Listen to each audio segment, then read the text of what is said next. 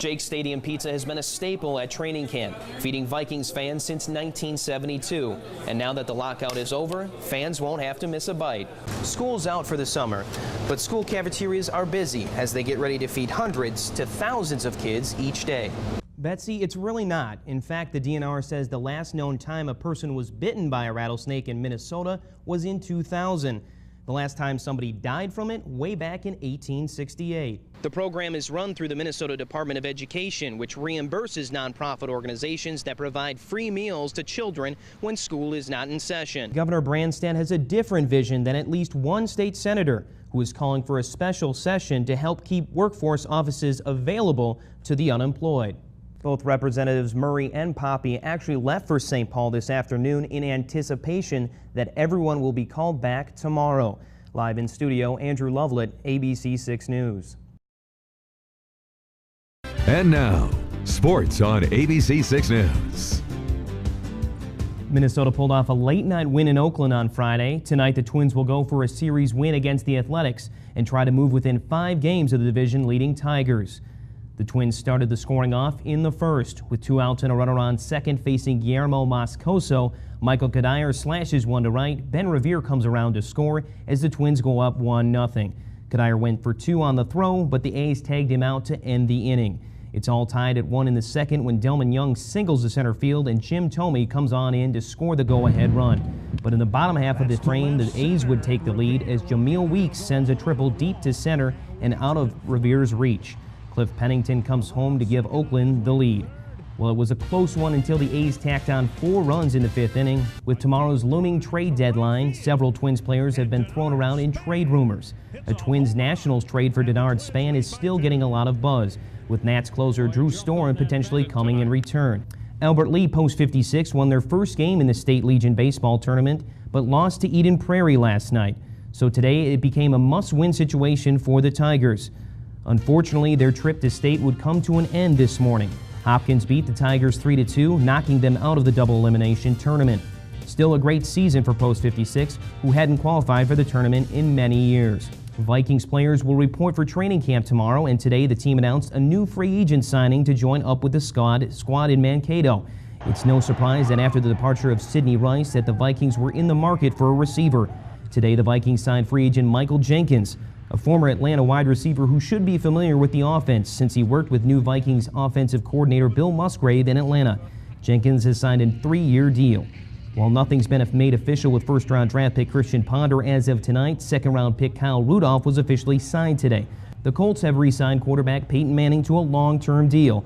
The veteran QB signed on with Indianapolis for another 5 years. Manning's contract is worth $90 million, which comes out to $18 million a season. It's equal to the amount of money Patriots quarterback Tom Brady makes. The deal allows the Colts more flexibility to sign free agents to round out their roster for the upcoming year. And that's a look at sports. We'll be right back. And now, sports on ABC 6 News. The Twins got within 5 games of first place in the AL Central last week, but the Tigers have been making it hard for them to get any closer. Heading into this afternoon's game, Detroit, who has won the last 11 meetings between the two teams. Scott Baker returned to the mound today, fresh off the DL to face Brad Penny. No score and 2 outs in the first. Michael Kadire lasers one through the infield. The speedy Ben Revere scores from second to give the Twins a 1-0 lead. Things wouldn't get much better for Penny in the second. Danny Valencia goes yard, sending the ball to the left field upper deck. It's Valencia's 12th of the year, and the Twins go up 2-0. Baker looks solid in his return from the DL. He racked up 5 strikeouts and allowed 3 hits as he pitched 5 scoreless innings for Minnesota. But Minnesota needed some more insurance, and Delman Young provided it in the 4th. With 2 on, Del Monzi rips one to right center. Jason Kubel and Danny Valencia come home as the Twins go up 4-0. The Twins break the streak tonight, beating Detroit 4-1. Scott Baker picked up the win. His ERA dropped to 2.88. Joe Nathan picked up his 7th save of the season as the Twins move within 6 spots of the lead in the division. The Rochester Giants advanced to the NEFL playoffs after going 3-1 in their division during the regular season. Round 1 began tonight between the Giants and the St. Paul Pioneers. The Giants were down 8-0 in the second quarter. Pioneers ball, but Jared Burt and Nick Erke tag team to take down Brian Warden for a loss of a yard. But on the ensuing punt, Clarence Woods had some trouble getting control of the ball. Charles Lindsay slides in and gets the ball back for the Pioneers near the 20-yard line. But the Giants would play tight D on the drive. On third down, Tony Ryan breaks up a pass right on the goal line, and St. Paul would turn it over on downs. The Pioneers would take the win tonight, 28-6. The Minnesota Lynx sent 4 players to the WNBA All-Star game this afternoon. Maya Moore was the first rookie in 9 years to be voted in as a starter. Moore held her own amongst the veterans on the court. Here in the fourth, she comes with a big steal. She finishes with the lay-in to give the West a 2-point lead. Moore finished with 10 points. Rebecca Brunson was second in scoring in the West with 20, but it wouldn't be enough as the East takes this year's bragging rights, winning 118-113. And here's something you don't see every day: 3-on-3 hockey. Today, the return of the Robin held their first 3x3 tournament. ROTR was open to hockey players 21 and older of all skill levels. Team Huh came out on top of the women's division, while the Brown Bills took the B division title. Right in your wheelhouse was the top team in the A division. That's a look at sports. We'll be right back.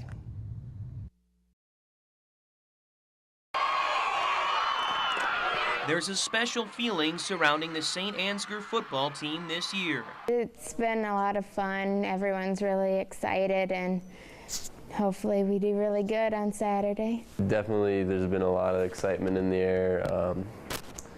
You know, people coming up to, go get them on Saturday. With a record of 11-2, the St. Ansgar Saints are headed to the Iowa State Championship game for the first time in school history, which is a bit of a surprise considering the team is qualified for state 8 out of the past 9 years. You need to have a little bit of luck, need to stay relatively injury-free. We have done that for the most part, which at 1A football is very important. And I knew the leadership out of our seniors this year was going to be a tremendous group, and they have not disappointed. But not everything has been smooth sailing for the Saints.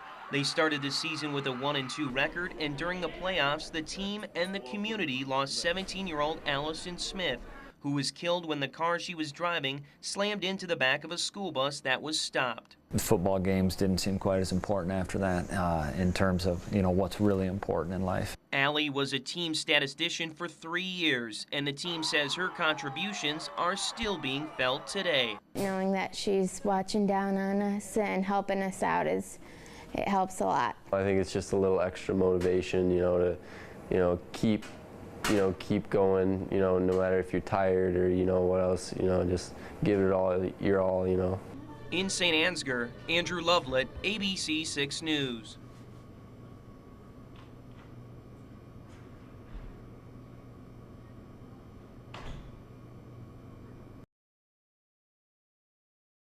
The Ventura High School football team is getting ready to play conference rivals Janesville tonight for their final game on home turf. For football, varsity, basketball, track, golf, everything, it's going to be shared between the two districts. Ventura High School is merging with the Garner-Hayfield School District next year as part of a grade-sharing agreement, making the Ventura Vikings no more. I guess I kind of pictured graduating from Ventura, playing my senior year here, but obviously not the way it is. Head coach Mark Pegel says besides changing conferences and the travel, players will have to adjust to playing with more guys out on the field. Kids are going to come in as juniors or seniors who aren't going to have a lot of time to be able to adjust to maybe a different position, a little bit different game from the 8-player to the 11-player. And so those kids, I think, it'll be the hardest adjustment for them to make because they only have a year or two to do so. There's a lot of things you got to look at if you're going to be playing at all, really. We all just kind of got to go out and earn our spots back, really. Despite uncertainty about his role next year, Coach Pegel says he'll always keep the team close to his heart. It means a lot to me, this being the last game here. It's something I'm going to remember, and I hope the guys go out and play well tonight. But regardless, this has been a proud tradition here and something that's going to be missed. And players just hope to finish strong for a community that's been there for them through it all. I just want to go out there and win, and then that'll make it fun and tear down the goalposts. And Coach says he's going to burn the field down afterwards, so looking forward to that. In Ventura, Andrew Lovelette, ABC 6 News.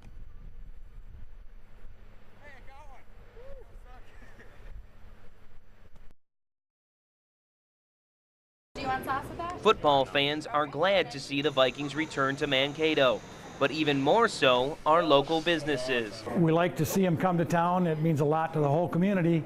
but it does mean an uptick for us too. Jake's Stadium Pizza has been a staple at training camp, feeding Vikings fans since 1972. And now that the lockout is over, fans won't have to miss a bite. It's 2 weeks out of our summer where there's a significant amount of traffic coming through. This is an annual holiday or vacation for a lot of families. They come from all over the country. The Vikings have been coming to Mankato for 46 years. And the Greater Mankato Visitors and Convention Bureau estimates they netted the city around $5 million just last year.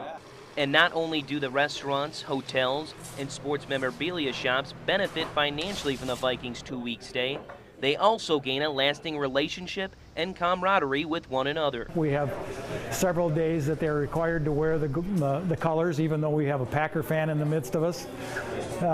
So it's just something we do, and it helps kind of cement the relationship with the Vikings. In Mankato, Andrew Lovelette, ABC 6 News.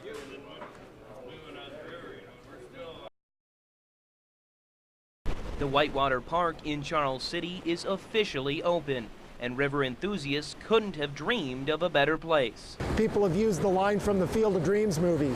Is this heaven or is this Iowa? It's really hard to believe that this feature at this quality is here in the Midwest, because it is, again, unlike anything else nearby. There isn't anything this great for 1,000 miles from here. It's only 2 hours from home, and we've been up here about every weekend for a month and a half now. A whitewater park is a series of man-made rapids where kayakers, tubers, and other water enthusiasts can enjoy the ride. This is the first whitewater park in Iowa and really one of the first in the Midwest, as most of these parks are found either to the west or to the east. This is a sport that people in Iowa and in the Midwest are really not that familiar with. When I tell my friends I'm going surfing in the river, they're like, you know, when they see some video of it or see even pictures, still pictures don't really get it. Video tells a better story. With limited whitewater opportunities in the U.S., Charles City is set up to bring in plenty of visitors. People are going to come up here, come up, fill up your tank, stop at the Subway, eat at Dave's restaurant, stay down here at Randy's campground. There's the infrastructure here really supports this type of activity. Kayakers like Marty Colbert can't wait to come back for more. I'll be up here as much as I can, as my body will tolerate primarily. It's a great opportunity, like I said, I think both for the boaters and for the community. In Charles City, Andrew Lovelette, ABC 6 News.